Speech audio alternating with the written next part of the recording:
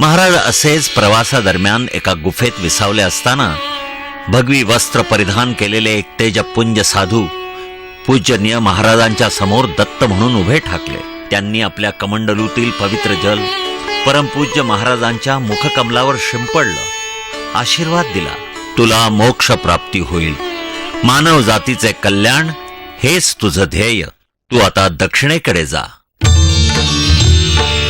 कोटी जन्माचे तप व्रतदान पुण्य जप, कोटी जन्माचे तप व्रतदान पुण्य जप, तेव्हाची होई सुफलित, तेव्हाची होई सुफलित.